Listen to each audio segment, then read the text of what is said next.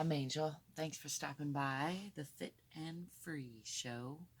I want to talk about autoimmunity today. I know, you didn't see that one coming, did you? I recently had a spontaneous eruption, combustion of my elbow bursa, and was caused by an acute flare-up of a reoccurring systemic autoimmune inflammatory response that I've had off and on my entire life, or at least since pre-puberty. And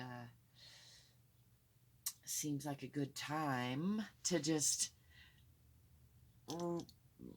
visit, touch on, talk about some of the things on my mind regarding autoimmunity. If it's not obvious already, I'm not going off any script. I don't have any agenda.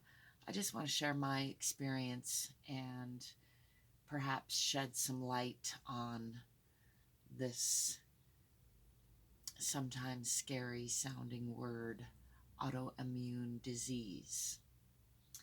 Let's break it down a little bit. Auto means self. Immune means, it's referring to your immune system, or my immune system. The immune system. Our immune systems are active all the time looking for foreign invaders, clearing out dead cells, taking care of business. That's what they do.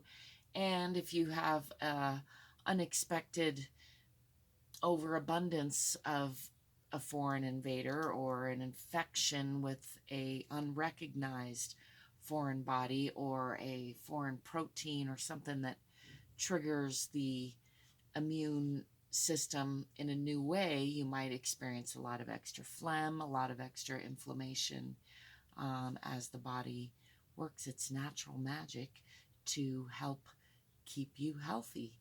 Our immune systems are actually pretty amazing, and they continue to develop through our whole life.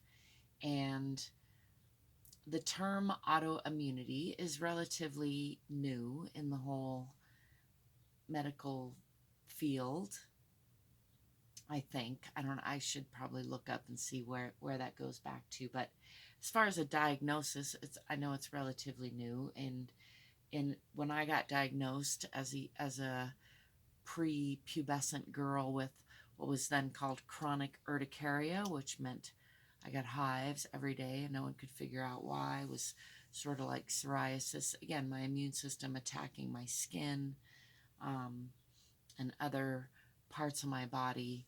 And it's still not very well understood if that's because of some kind of infection that we just haven't figured out yet. There are some similarities in the T cell response of a person with autoimmune disease. There are some similarities with somebody who's fighting cancer, for example, and you can have active T cells with those immunity auto antigens. I'm not sure I'm speaking to all that super correctly, but having those antigens is not 100% sure sign that you're going to have an autoimmune disease. And an autoimmune disease is the result of that activated immune system that attacks the self, attacking a specific organ or a specific system in the body, and then causing a disease that we've given a name to. So some of the common ones are multiple sclerosis, rheumatoid arthritis, Hashimoto's thyroiditis, some types of diabetes, celiac disease. There are others. Basically, any disease that is caused by inflammation that's caused by the body attacking itself can be called an autoimmune disease. So that out of the way, boy, that was wordy. I just wanted to create a little more of a basis of understanding about what I'm talking about, I guess, for myself and for you. And then to say that it's still not very well understood. There are a growing number of medications that aim to mitigate some of the symptoms of many of these diseases. However, there's no cure for any of them, and there's no real clear understanding of the mechanisms or the reasons behind why some people and seemingly a growing number of people start to have an immune system, an immune response to their own body, and what causes the specific targeting of specific parts of the body. That said, in my experience, now living with this about 40 years in a chronic way and sometimes very acute way, this latest flare up causing just a spontaneous eruption, blow up, disintegration. I'm not really sure yet. I don't have a clear picture of what happened in my Bursa sac, but I took pictures of it hours before it blew up, and then was literally sitting in a park, had a minor insect bite on my leg. Perhaps that, or perhaps the adrenaline from that caused just an extra little spike in my inflammation response, enough to blow out that Bursa sac. Maybe it had already started to be blown out before that, and I just, maybe it had nothing to do with that little sequence of events. And that's, I guess, a big part of what I want to mention is it can be extremely frustrating for a person with an autoimmune disorder or tendency toward autoimmune diseases, as well as extremely frustrating for the people who love them, the people who live with them, the people in their lives, because of this unpredictability, because of this lack of understanding. It creates a lot of uncertainty, it creates a lot of frustration, creates a lot of time spent thinking about it and not having any resolve, because there's not a clear picture. And in fact, overthinking about it can create more cortisol response, can create more stress in the body. So really, one of the best things to do is to distract, not overthink, calm the nervous system. And hence, a big part of the inspiration for this channel has been me learning tools to self-regulate my own nervous system, to bring myself back within the parameters of a healthy threshold when I've spilled over, as I like to refer to it as,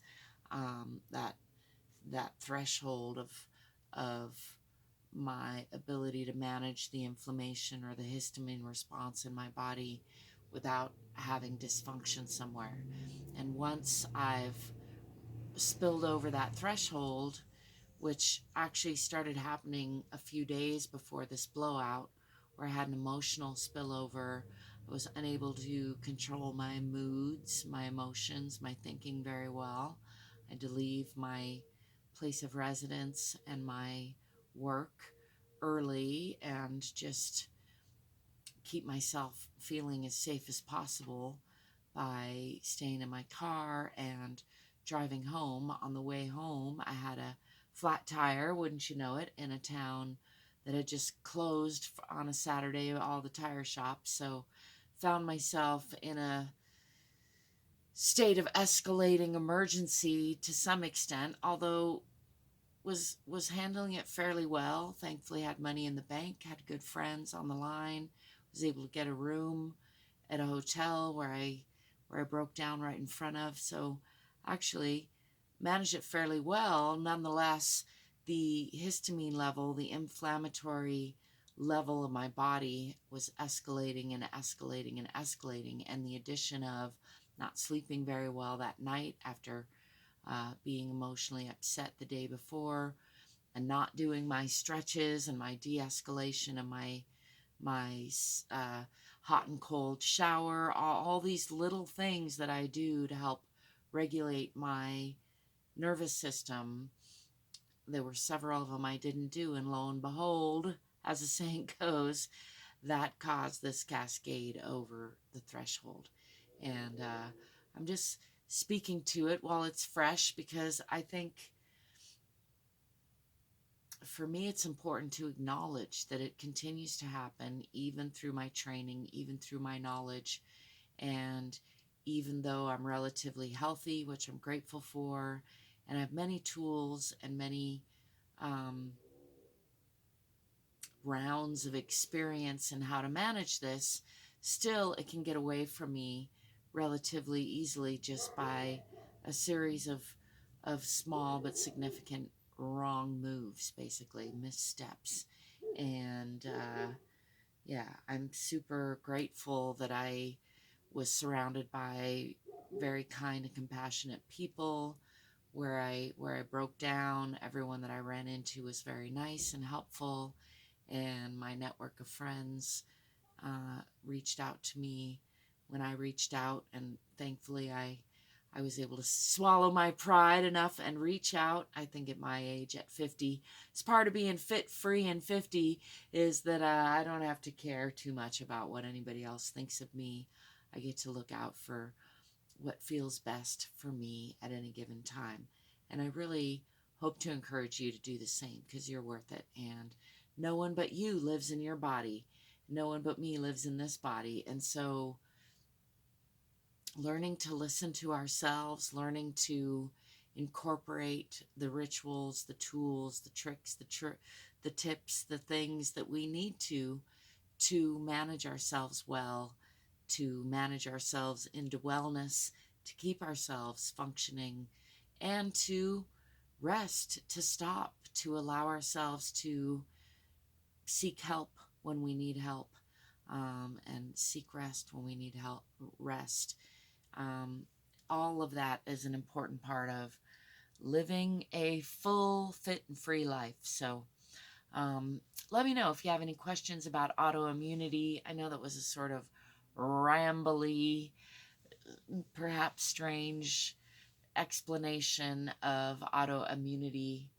That's one of the symptoms, is brain fog. It's just general inflammation. And again, a demonstration, a mention of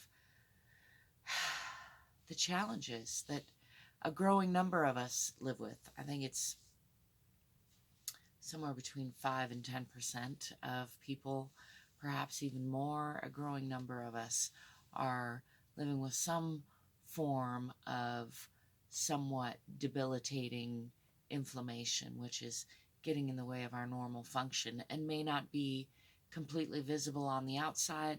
Perhaps there's some visible manifestation, but even if there's not, there might be some internal things going on. And I guess it's a good place to end is on a reminder to be compassionate. You never know what's going on with somebody else, and be compassionate with yourself as well, because maybe you don't even know what's going on with yourself, and it's probably going to help more to be compassionate than to be cruel, regardless of what's going on in yourself or anyone else. So that is my 2 cents for today, my random thoughts on inflammation, autoimmunity, and kindness. Let me know if you have anything to add. Do check out the description if you want to find other ways of supporting me and connecting with me, and I really appreciate it, and thank you if you do. Hey, give me a thumbs up and subscribe to my channel if you feel like it. Don't forget to breathe and smile. Till next time. Peace.